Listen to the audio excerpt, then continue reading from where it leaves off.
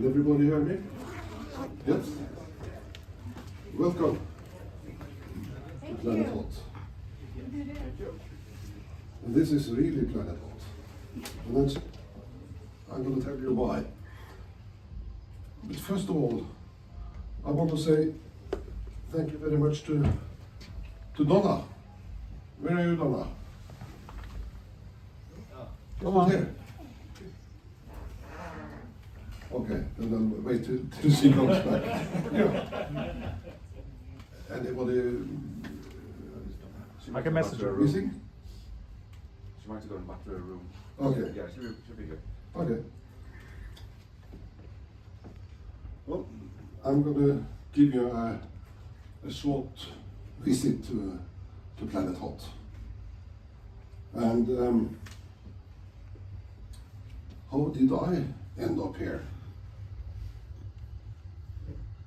I'm not quite sure, but at the time in 1977, when New Hope had an opening, I was the CEO of 20th Century Fox in Norway. And I had a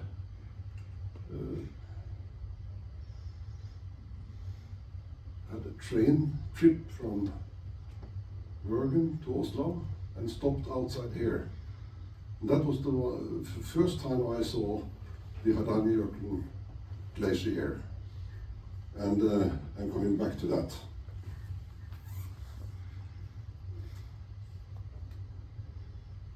Donna is coming.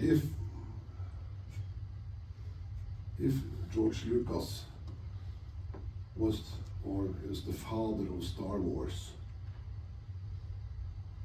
this guy here, he's the godfather of Star Wars. That's Alan Ladd Jr. And without him, no Star Wars saga. He was head of production in 20th Century Fox at the time. And George Lucas had American Graffiti, a big success. And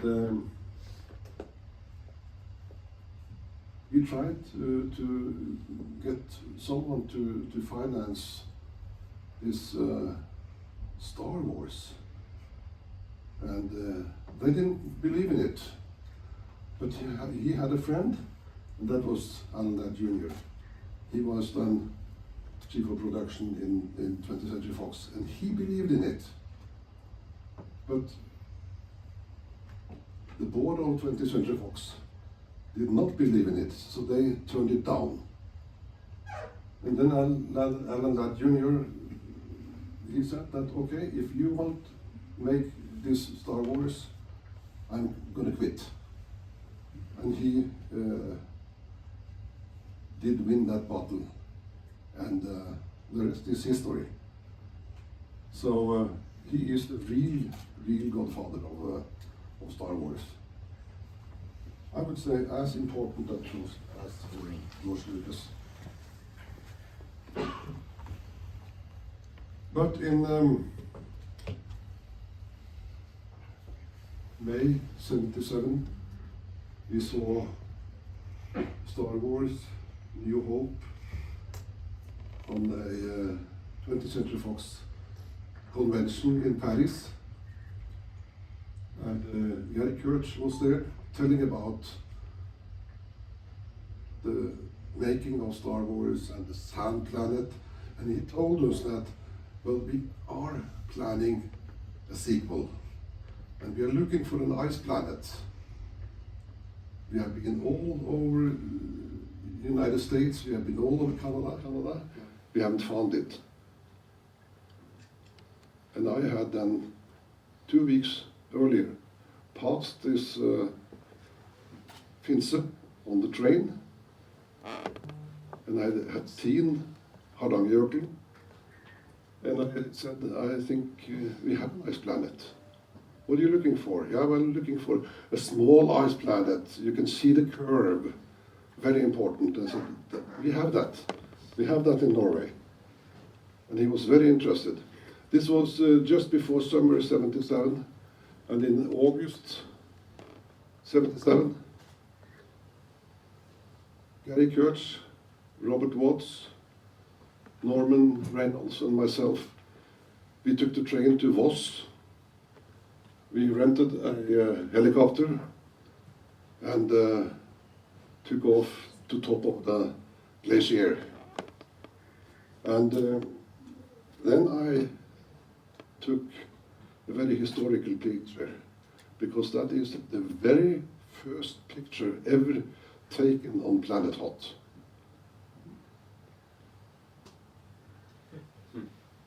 Gary Kurtz came out of the helicopter, walked around on the top, and he just said, "This is planet Hoth." It was decided there and then.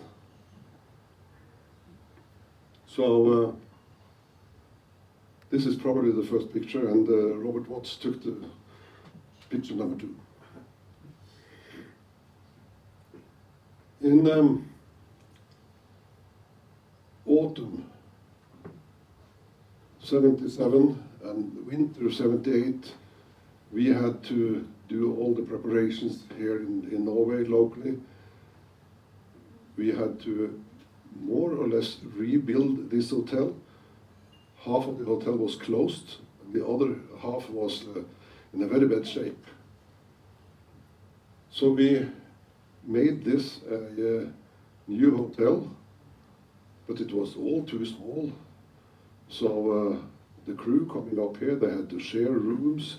It was quite an experience for the crew coming here.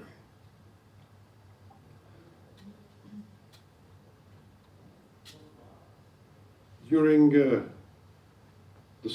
winter, spring 78, I joined a lot of production meetings in London. And you have Robert Watts there, Irvin Kershner, Gary Kurtz. And in one of the meetings in summer of 78, I asked, what are you going to do about clothing for the people working in Finse? And Bruce Sharman said, oh, we're going to buy some winter clothing in London. And I, without knowing the consequences of my saying, I told them that, well, then I don't think there will be any filming at Finse, because they won't survive. And that's how I was responsible for clothing of all the people coming up here, the stars, the crew, everybody. So Gary Kurtz just said, well, then it's your job. And that it became my job. And that is quite interesting, because, no, that was the wrong way.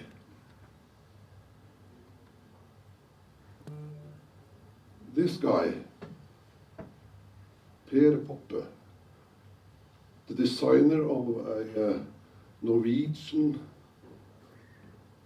winter collection, very popular. He delivered winter clothing for the royal family, for the Norwegian Winter Olympic teams at the time. I knew him, so we sat down and said, we have to do something, we have to find something. So, this is Per in Gary Kurtz's office in Elstree. And we found out that this strange blue jacket with those strange stripes could function. Because it was very important that this was to become a secret. Nobody would come into the set to see what they were doing. So we had to dress up all the crew so that we could see who was crew and who was not supposed to be there. And then we ended up with this strange jacket, which has been extremely popular, even 45 years after. And this is, I can tell you, this is jacket or parka number 1. That was my parka. That's number 1. And it's, we're so happy. We have parka number 1 here. Can we touch it? This is quite solemn. It's not many of those left in the world today, and number 1, it's only 1. And the owner is here. You want to raise hand, or Andy? Thank you for bringing the jacket back so we could see it. Very welcome. Because this is really a very, very interesting jacket. And can you imagine a Norwegian-made jacket, 45 years old? And you know, all of you, how popular these jackets are. I don't know how many of the original ones are left, but it's not many. Christian, what did you do with your jacket? Oh, it was all 45 years ago. Yeah. Martin? I left mine here. Yeah, you left your here. Okay. Yeah. Mine was covered in filth from all the explosions. I walked away from it, and I really bitterly regret it. It's very nice to see that this jacket again, and especially here at Finse. Really nice. Thank you for bringing it, and we can look at it afterwards. So we made about altogether about 120 jackets. If there are 20 left, I think that's about it. Do you know how many it is in UK? I would say there's more than 20. More than 20? Okay, that's good. Quite a few Yeah. people I know have maybe 30, 40. Okay. So this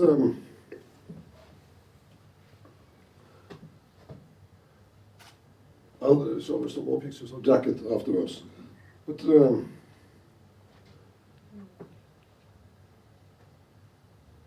here is from exactly 45 years ago. Alan Arnold, probably a lot of you have his book from Finse and from the shooting of the film. He's writing in his book about coming to Finse. We are isolated in a wilderness of snow. It was really bad. It was like today, and even a little bit worse.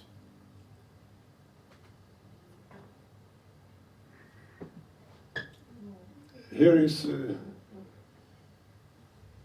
are 3 jackets. That is jacket number 1 to the right. And it's the dark blue one. It's even more rare because we made about 20 to 25 jackets. That was for the international press. And some would say that it's probably a little bit nicer than the blue one. But we thought that giving that to the international press coming up here, they might use them coming home. It was a kind of public relation. And this is the first from Columbia Sportswear, making 2,000 jackets, sold on internet in about 3 minutes. It was sold out. And a lot of you have the Columbia jacket I have seen. And now they have started to make jackets all over the place.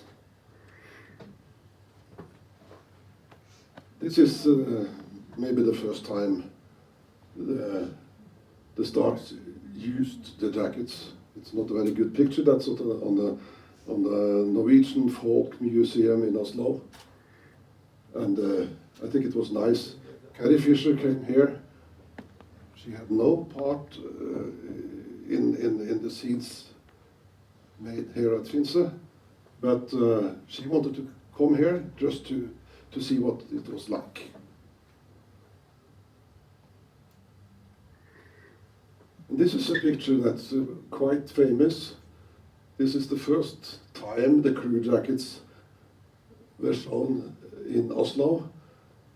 We had a big international press conference on the SAS Hotel, SAS Hotel. And this is on the corner where probably a couple of you had dinner a couple of days ago, and the Happy Pig.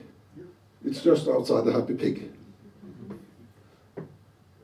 But that is a picture that is quite popular.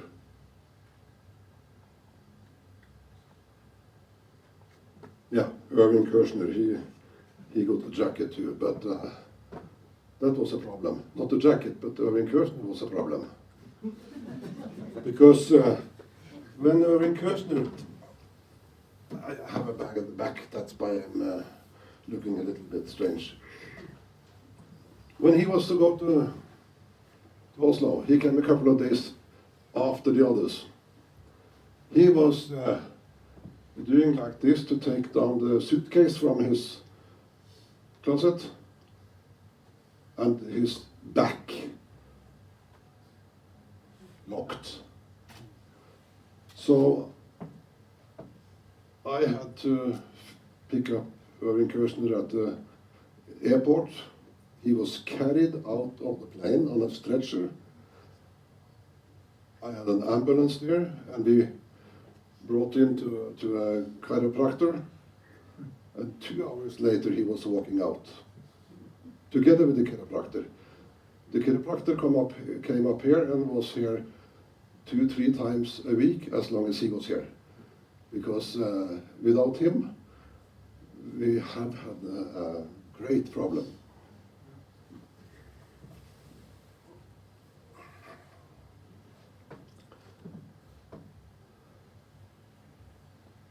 Gerkert used his jacket here, and afterwards in the Elstree studios.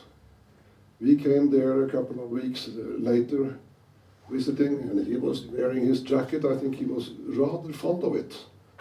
So we found that was nice. And also Robert Watts. We had a small hope to get Robert Watts up here, but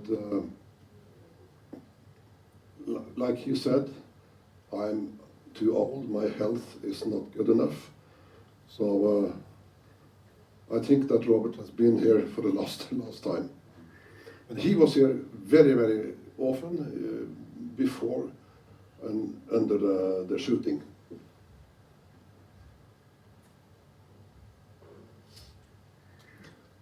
Yeah. We had 29 train freight cars with equipment coming from UK, Sweden and Norway. 29 carriages, that's quite a lot. We had, isn't this right, Christian, 6 warehouses and the helicopter hangar built up. Christian was responsible for putting up all these hangars and secure them to stay up during the winter time and the storm. We built a whole village here and an airport.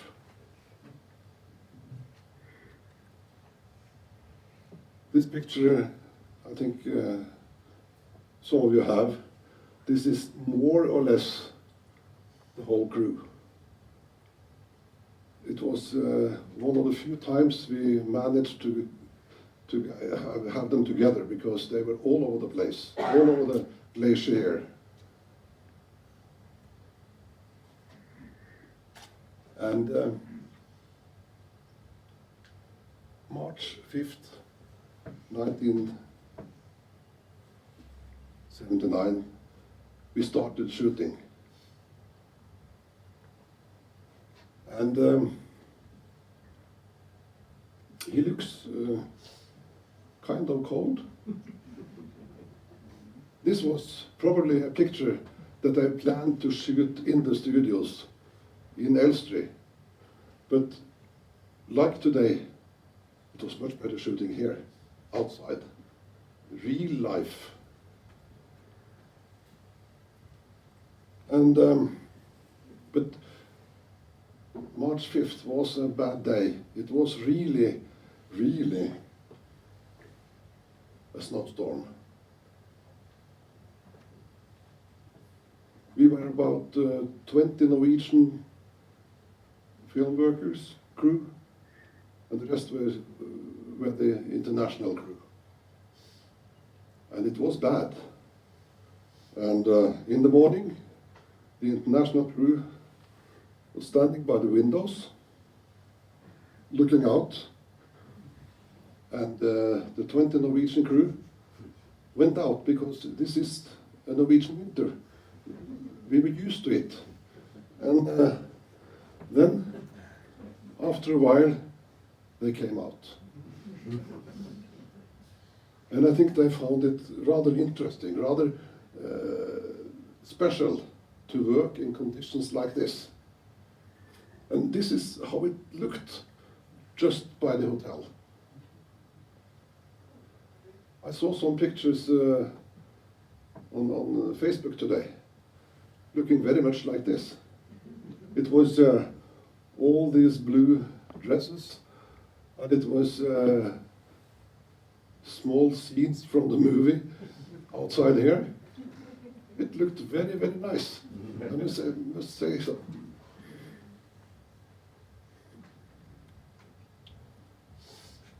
So, this is not a very good photo, but it shows the conditions that the crew had here. And very, very few of the crew had worked in conditions like this before. So I think that this was a new experience. Far out. Harrison arrived a couple of days after the others, 2 days after.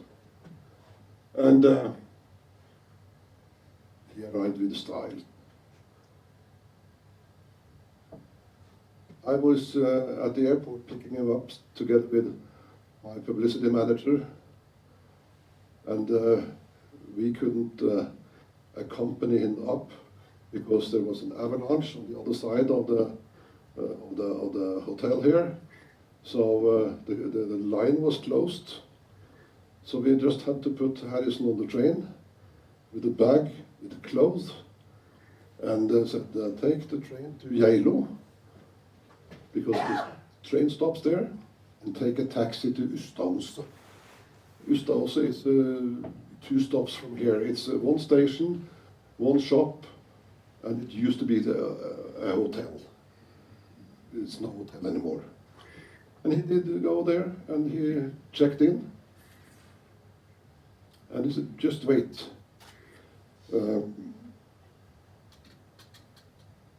He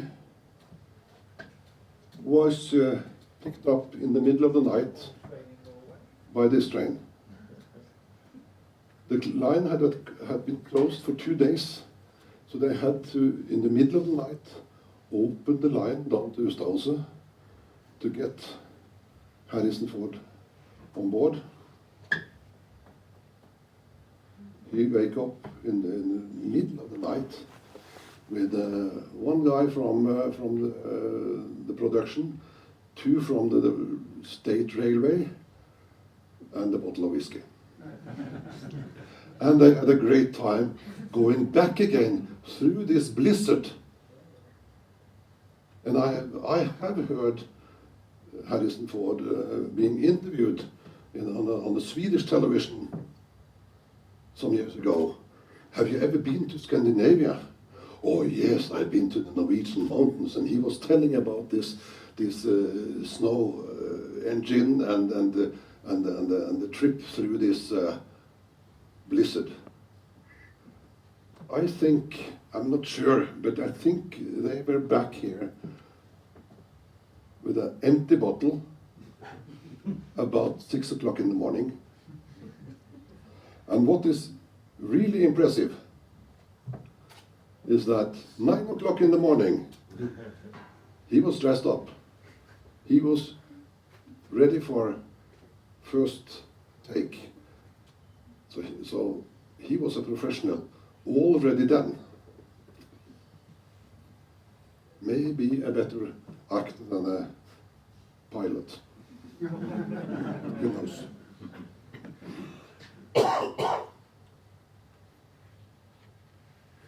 And we have seen the Empire Strikes Back several times, all of us. And we know that this is far out. This is on a small planet far away. It's in the middle of nowhere. But because of the storm and the snow, much of this could be made just outside the hotel. One scene was shot from the door downstairs, just under here. The camera was in the door, in the hall of 216 or something, 19. It's a door. There they had the camera. So it was quite interesting.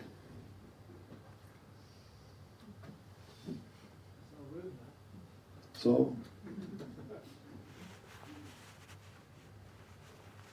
to be able to have a hotel so far out was 100% perfect.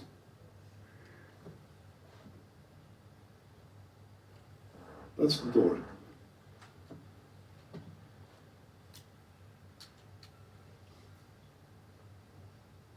It was a real Norwegian winter. And that is what we have today too. You have today experienced a real Norwegian winter. And we love it. Because we've been I have had those winters for 75 years. So you get used to it. So, yeah, like Harald said, we are isolated in a wilderness of snow. He was so fascinated about this. And that is on the platform of the train. So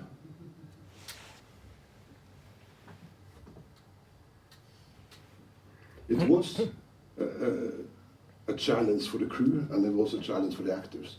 But they were fantastic, and they were so professional. So it was, for us, it was really fascinating to be able to work together with them. Fantastic.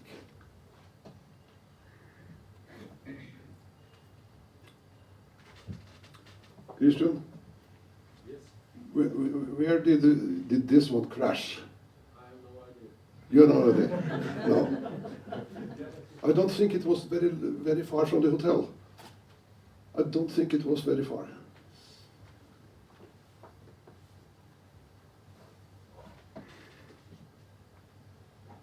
March 12,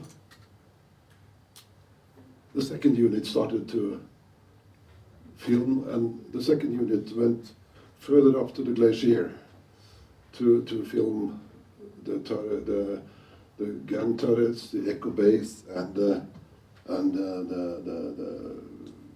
battle.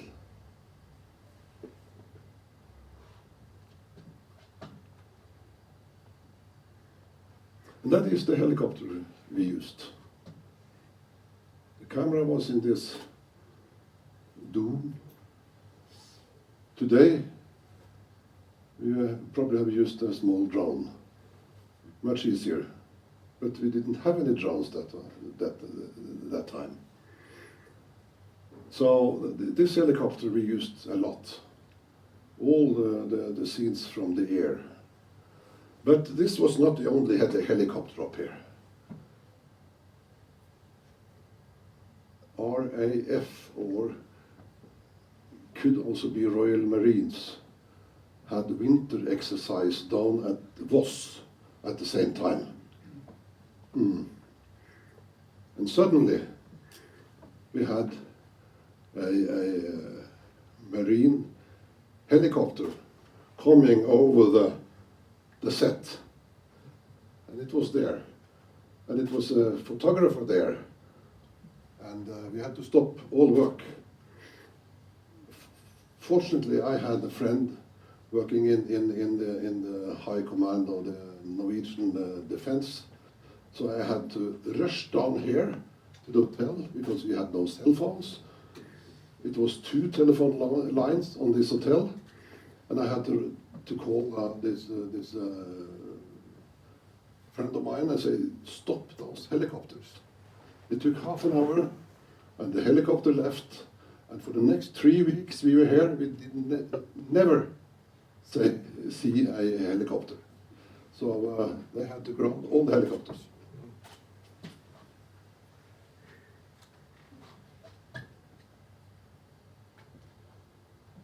Here is Svein, who was the let's say the Norwegian boss, Christian, Yeah. and he was really a key figure in this production. Jim Bloom over there.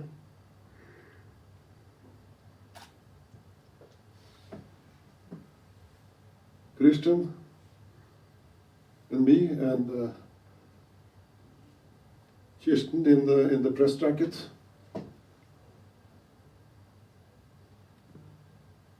And that's 40 years later. I think we look almost the same.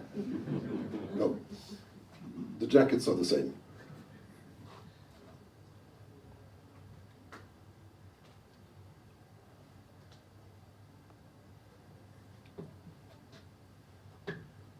That's my only and biggest part in the international movie. I was one of the running rebel soldiers. What is kind of interesting things, I think, and also my wife thinks, that from time to time we get this picture in the mail, because it's on the internet. And people asking, can you please sign this picture, this photo for us, and send it back? And I think that's quite interesting. One part as an extra, and people want my signature. I think that's great.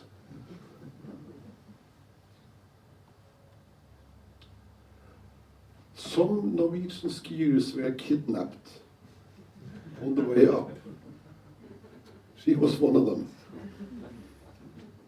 And movie star for one day. I think we had a couple of these skiers dressed up, and they were having a part for one day. Ola Solum, the Norwegian, what was his second assistant director,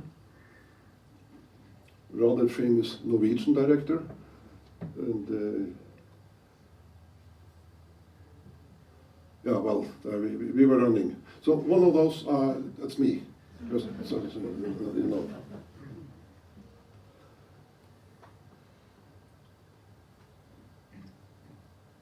quite interesting, these AT-80s. We had 1 foot up here. That's the only thing we had. 1 foot.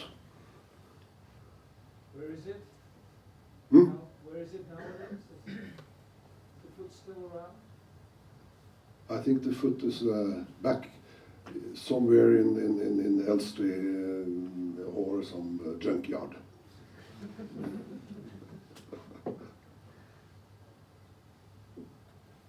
That's the trench that we talked about during dinner. We're not quite sure how high up on the glacier it was, but it was quite a bit up on the glacier.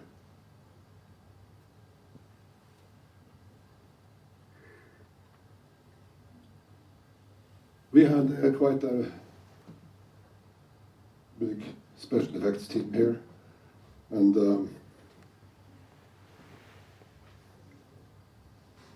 with all that snow and wind, you can, well, what did he do with that big propeller?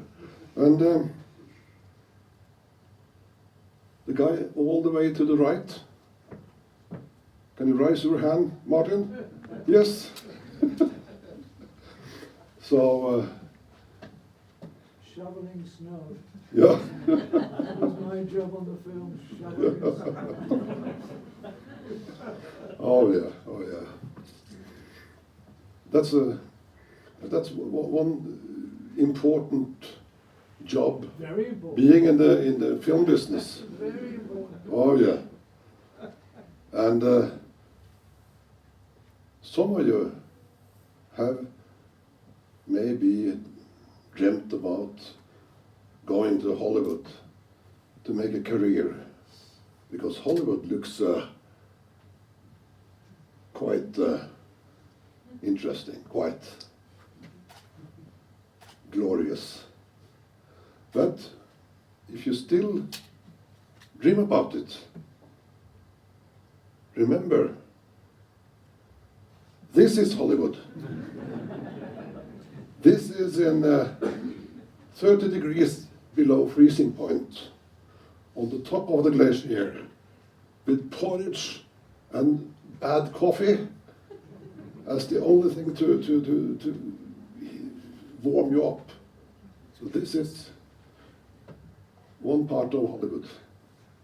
But I think that all the people coming here, working under these conditions, they were so professional and so good, and I think they liked it.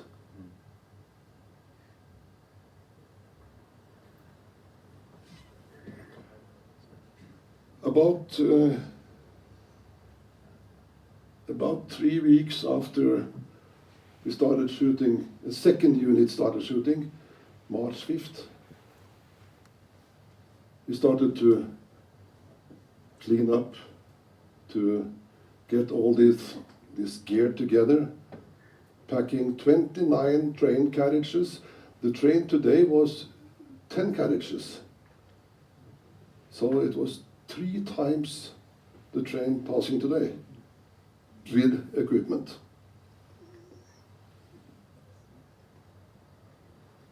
And then you, Martin, and the rest of the international crew moved to Elstree. And that was, I think, kind of impressive, because my wife and I, we were over there a couple of weeks afterwards, and you had to touch the wall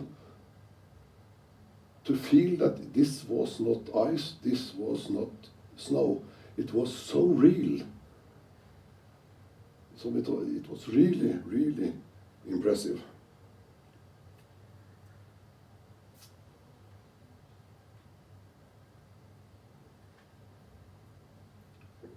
Here's Gary using his jacket.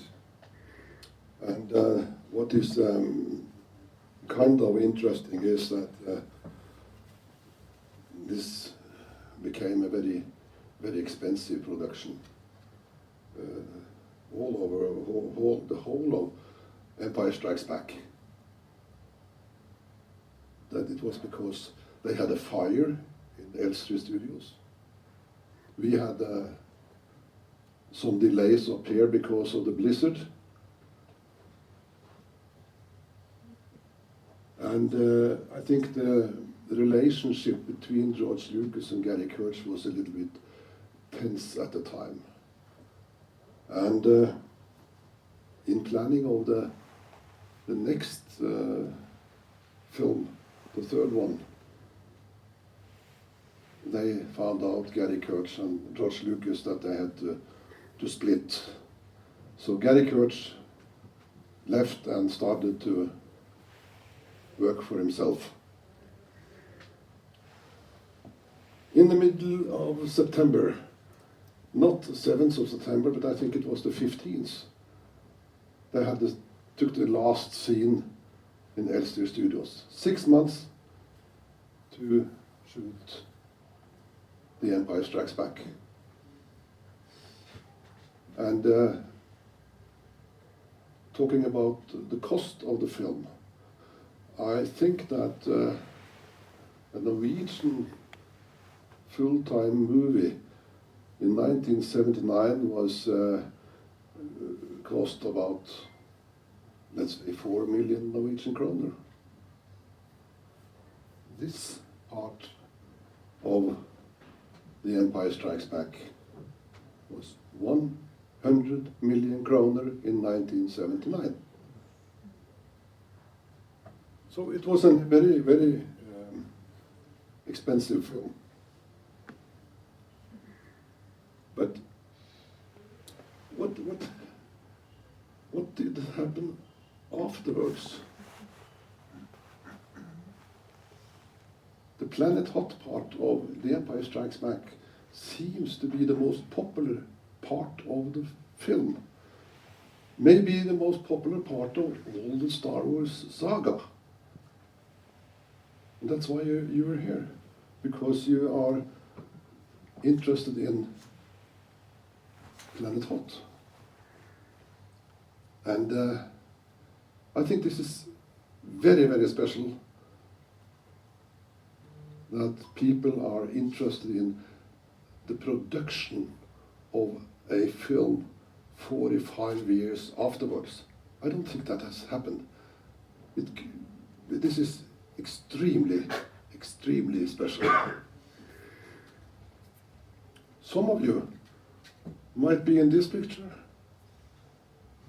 I'm in that picture. You're in it, yes. I put John in it. Yeah, going around on conventions, dressed like Finse. We who was there think this is really fascinating, that this has been so popular. And I think that this parka, this dress, is very special. And I have a picture. I didn't know that you would bring the jacket, but here's the jacket. Somewhere in UK, you had this and showed it. One of the first jackets, it is the first one on display, and it's not many left today. And it is very special. And I think that Per Poppe, who made this clothing, I think he died about 20 years ago. I think he would have been proud. He would have loved to see you coming here, being out in the snow in his design. He would have loved it, I know. I never told his son about this because he's a businessman. So, but Per would have loved it. So the popularity of this clothing is much because of him. So that's why I think it's nice to show again. And if you see those jackets he had brought to Gary Kurt's office, different kinds of, but not as nice as this ones. But like I told you, in the beginning, people said, that's not a nice jacket, is it? Not. But today, I would think it is a nice jacket. You agree? Yeah. That's good, that's good. So, it has been a collector's item. This is a picture I took before it was shipped to the UK. And we have the Disney Columbia jackets, 2,000 of them. They're called several pirate jackets. It's copy jackets. They are very popular, and I do think that we will have more. I think we will have more jackets being produced in the years to come. And since they're this popular 45 years after the shooting, I think these jackets will probably survive us. That's good. It's a good legacy. Yeah, it's good. So this is back to Planet Hoth. I would like to say this is like today. It is not today. It was a couple of days ago. But it's quiet up there. Every year, a small group is coming. Last year, I think there were about 7 people coming up, staying here a couple of days just to be here, like you are now. And I think also, if we have a gathering next year, or if we don't have, I think next year also someone will come, just to be here. And on the Planet Hoth, it's quiet. But from now on, it's not a glacier, it's not Hardangerjøkulen, it is Planet Hoth. And since, Donna, you came, sorry. Thank you very much for handing out these very nice patches. You gathering here, Donna making things like this, it makes the Empire Strikes Back, the Planet Hoth, live forever. So this is what I had to say.